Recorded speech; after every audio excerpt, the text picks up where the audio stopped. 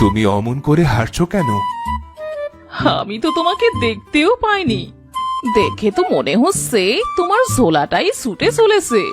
জানো, আমার দুঃখের শেষ নেই। তবে তোমাকে দেখে না হেসে পারলাম না। তুমি দাঁড়াও, আমি বরং কটা চাল এনে তোমাকে দিচ্ছি। আমাকে কটাক্ষ করিস? তোর এত সাহস? দেখ দেখ আমি কে। আমি হলাম কলিযুগের বামন অবতার। বামন তার আকার বড় করলো। ওদিকে চাষির বউ এটা দেখে ভীষণ ভয় পেল। আমার ভুল হয়ে গেছে বামন বাবা, আমাকে ক্ষমা করুন। আমি আসলে তোর সন্তান হবে আরো ছোট। মাত্র 3 আঙুলের সন্তান জন্ম নেবে তোর ঘরে। তোর সন্তানকে হাতের মুঠোয় চেপে ধরা যাবে। এত বড় শাস্তি দেবেন না বাবা। আমার ঘরে যে এমনিতেও কোনো সন্তান নেই, তারপর আপনার এই অভিশাপ। দয়া করুন বাবা। না, আমার মুখের কথা একবার বলা হয়ে গেলে তার খণ্ডানো যায় না। খাটো বলে যাদের অবহেলা করিস, এবার নিজের ঘরে 3 আঙুলে মেয়ে জন্ম নিলে বুঝবি কেমন মজা। আমার দোষের শাস্তি আমার সন্তানকে দেবেন না বাবা। না, আমি যখন একবার বলেছি তাই হবে। তবে হ্যাঁ, তোর 3 আঙুলের মেয়ে সৌভাগ্যবতী হবে। চলি। যাবেন না, যাবেন না বাবা। আমার সন্তানের উপর করা অভিশাপ তুলে নিন। আমাকে শাস্তি দিন, দোষ আমি করেছি। বামন সেখান থেকে চলে গেল। চাষির বউ তখনও কাঁদছিল। কয়েকদিন পরে চাষির ঘরে এলো সুখবর। কিন্তু বামনের কথা চাষির বউ তাকে বলল না। আজ যে কি আনন্দ হচ্ছে, আমি তোমাকে বলে বোঝাতে পারবো না বউ। বাবা ডাকা যেমন আনন্দ, বাবা ডাক শোনাও সুখের। তুমি কিন্তু সাবধানে থেকো বউ। আমি বরং মাঠে যাই। তোমাকে এত খুশি দেখে আমি যে সত্যিটা বলতে পারলাম না গো। কটা দিন না হয় আনন্দই করো। এই সন্তানের জন্য আমাদের যে কত কি সইতে হবে কে জানে।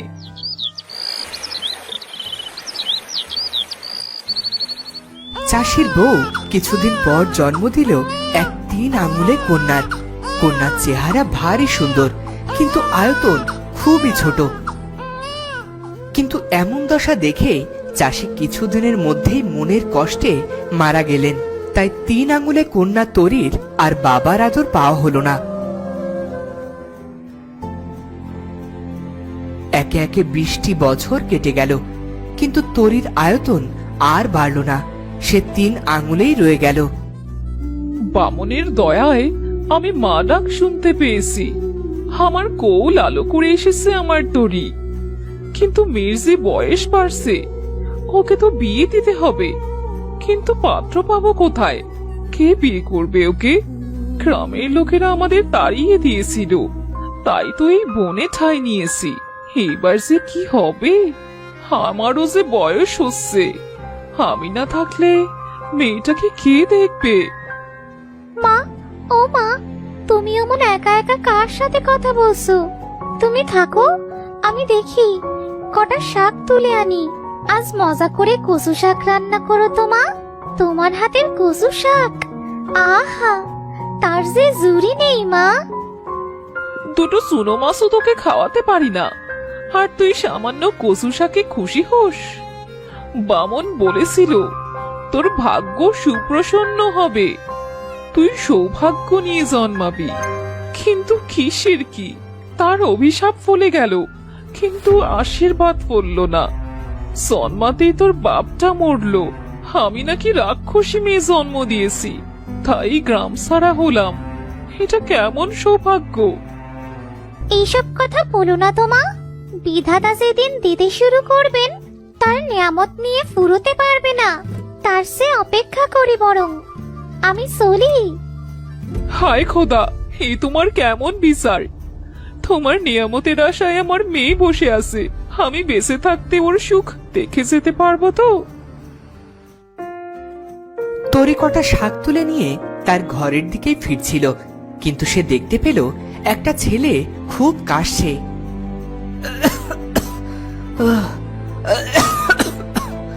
আহ, আহ, পানি পানি।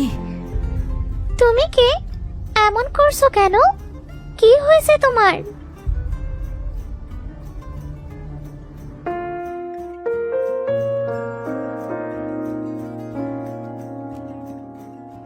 হায় হায়, এখানে পানি এলো কোথা থেকে? যাক, তবুও তো পানি পান করে বাঁচলাম। আজ তো মরেই যেতাম। বাতাস এসে আমার সব তুলো ছড়িয়ে গেল। তুলোর ঝাঝালো গন্ধ আমার প্রাণটাই নিয়ে নিত। ও কি, সব তুলো আবার এক জায়গায় কি করে হলো? আমার সাথে এসব কি হচ্ছে? এই এই কে তুমি? কে তুমি? আমার নাম তরি। আমি তোমার তুলোগুলো গুছিয়ে দিলাম। তুমি কে? তোমাকে তো আগে কখনো দেখিনি। আমি পূর্ব গায়ের সামান্য এক তাঁতি। রাজকন্যার বিয়ে, তাই এই তুলো দিয়ে সুতো তৈরি করব। আর সেই সুতোর কাপড় তৈরি হবে। যদি আমার তৈরি কাপড় বিক্রি হয়, তবে আমার কপাল খুলে যাবে গো, কপাল খুলে যাবে। সকলে তো আমাকে ডাইনি মনে করে দূরে সরে যায়। তুমি কেন ভয় পেলে না? স্রষ্টার সৃষ্টিকে অবহেলা করার লোক আমি নইকো। তাছাড়া তুমি আমাকে সাহায্য করেছো, তোমাকে ভয় কেন পাবো? তবে আমি দুঃখিত, আমি তোমাকে দেখতে পাইনি।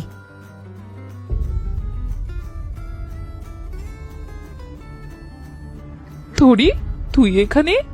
আমি তো তোকে কত খুঁজছি। এত দেরি তো তোর হয় না। চল, ঘরে চল।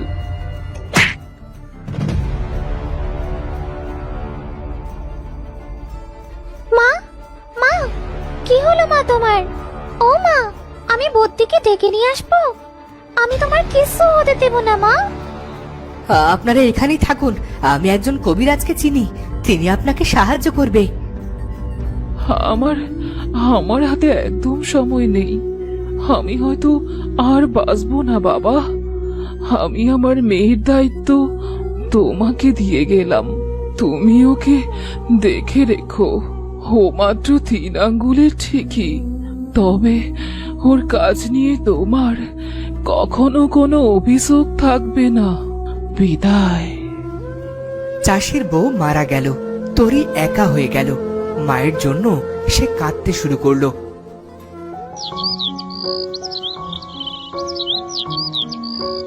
দিনের পর দিন তরির কাজে তাতে মুগ্ধ হতো, কিন্তু তরির মুখে কোনো হাসি ছিল না। তুমি কি জানো, হাসলে তোমাকে খুব সুন্দর দেখায়, কিন্তু তুমি মনমরা হয়ে কেন থাকো? আমি তো কাজ পাগল মানুষ, সারা দিন তাঁত বুনি, তোমার সাথে কথা বলারও সময় পাই না।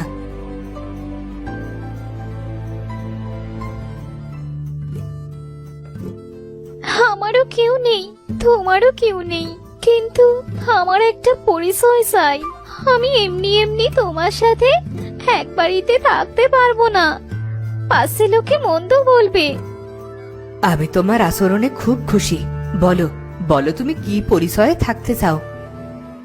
আমি তোমার বউ হয়ে চিরকাল তোমার সাথেই এক বাড়িতে থাকতে চাই। বেশ, তাই হবে। না না, আমি তোমাকে জোর করছি না। আমার যেহেতু একটা মাটির পুতুলও অনেক বড়, তুমি না বললেও আমি দুঃখ পাবো না। তুমি দেখতে অনেক সুন্দর, না হয় তুমি আমার 3 আঙুলে বউ, তাতে কি? চলো, আমরা আজই বিয়ে করব। তুমি কি জানো বিয়ে করতে কি কি লাগে? আমার মা তো বলতো বিয়ে করা মুখের কথা নয়। চলো চলো, আমার সাথে চলো। তাঁতির সাথে তরির বিয়ে হয়ে গেল।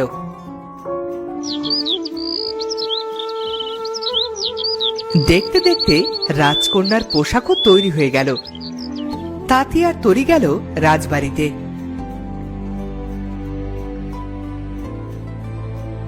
কি হয়েছে তরি, তুমি এমন করছো কেন? তোমার কি ভয় করছে?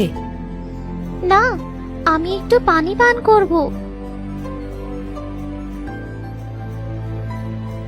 তরি পানি পান করে ফিরছিল, হঠাৎ মোটা সাদা দুটো ডাকাত কথা বলছিল। তরি তাদের সব কথা শুনে ফেলল। কালু, আর দেরি করা ঠিক হবে না। এই তাঁতিদের থেকে রাজা পোশাক বাঁচতে শুরু করলেই আমরা গিয়ে সব ধন সম্পদ লুট করব। আরে আমার ভাই লালু, তুমি কেন এত জোরে কথা বলছো? এটা আমাদের ডেরা নয়।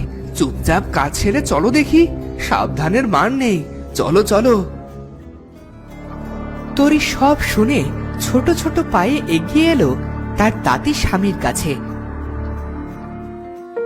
মহারাজ তাঁতির তৈরি পোশাক পছন্দ করলো। আরে বাহ, এটা খুব সুন্দর। কত মোহর চাও তাঁতি? মহারাজ, আপনার সেনা প্রস্তুত করুন, পোশাক পরেও কেনা যাবে। কিন্তু আপনার রাজভান্ডার খালি হলে রাজ্যের বিপদ হবে। তাড়াতাড়ি তাদের ধরার ব্যবস্থা করুন। কে তুমি? আরে এটা একটা কথা বলা পুতুল।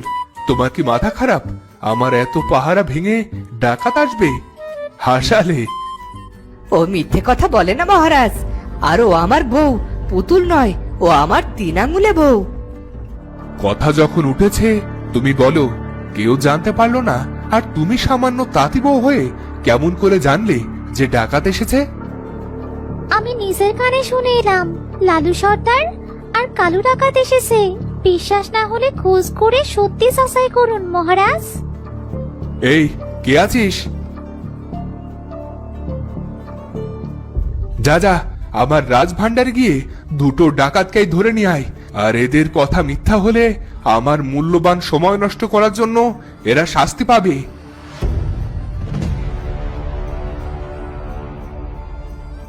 আমাদের ছেড়ে দিন মহারাজ, আমাদের ভুল হয়ে গেছে। এই নাক মলছি, কান মলছি, আর কোনোদিন প্রাসাদে আসবো না। প্রহরী, যাও এদের কারাগারে আটকে রাখো। কাল এদের বিচার হবে।